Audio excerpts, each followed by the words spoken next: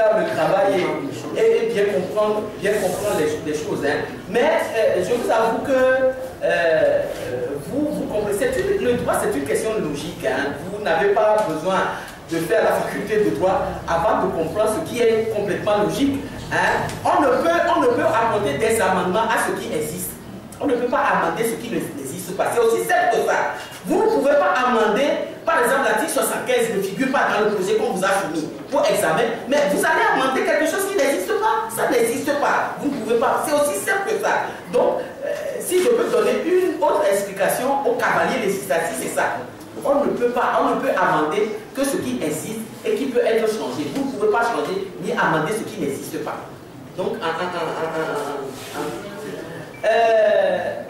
la requête a été signée par plusieurs personnes parce que pour saisir la Cour constitutionnelle, vous savez qu'il y a des conditions de saisir de la Cour constitutionnelle.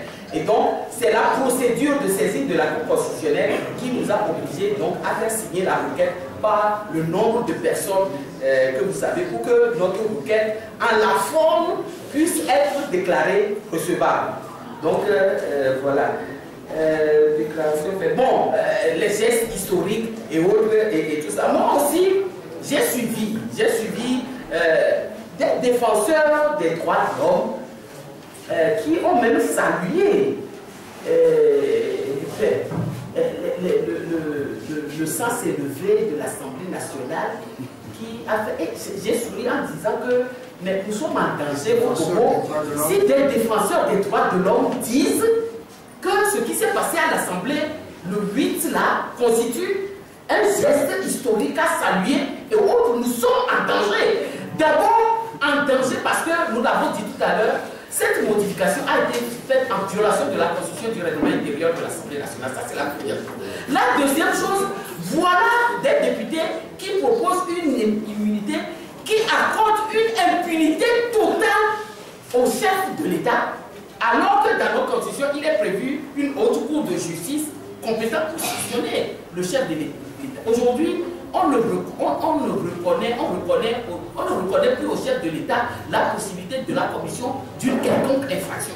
Alors que le reste du texte pose l'existence d'une cour de justice qui est compétente pour juger ces genres de délits et autres et tout ça. Et donc, moi, des défenseurs des droits de l'homme qui font l'apologie de cette impunité, je dis que c'est d'une gravité extrême et que nous sommes en danger au Togo si des défenseurs des droits de l'homme peuvent dire que ces modifications-là sont à saluer.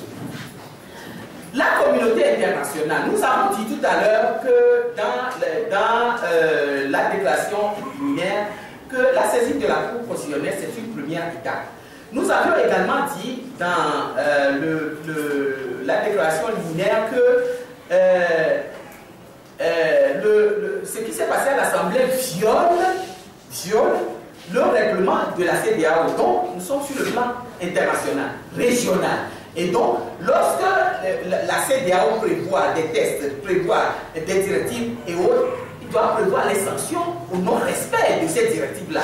Et donc, nous avons dit dans la déclaration liminaire que nous saisissons sur le plan interne, mais nous réservons le droit de saisir sur le plan international également. Donc, cette possibilité-là nous est offerte puisque ce qui s'est passé à l'Assemblée nationale viole une directive de la CEDEAO en ce qui concerne l'organisation d'élections et le protocole additionnel qui interdit que des modifications soient apportées au test. Voilà, 6 mois avant le scrutin. La suite, c'est cela. La lutte continue. La lutte juridique, nous venons de la commencer aujourd'hui avec la saisine de la Cour constitutionnelle. Nous réservons le droit de la continuer pour aussi, si possible, sur le plan international, et nous réservons aussi le droit de continuer sur le terrain politique, et c'est ce que nous faisons aujourd'hui en vous invitant à cette conférence de presse-là, après avoir observé plus de pratiquement combien de jours ça fait quelques 2 semaines. Une semaine. Ça fait une semaine que certains parmi nous ne dormons pas, hein, parce que tout ce que nous avons fait là, ça ne s'est pas fait en un jour.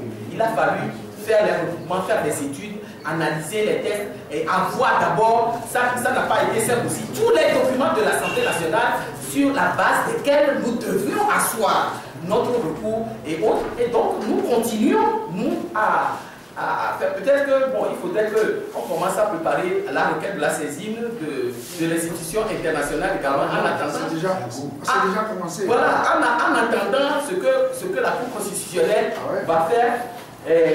La décharge de la requête vous sera donnée tout à l'heure parce que nous l'avons là, ils sont en train de lever la copie, il y a aucun problème, vous l'aurez la décharge.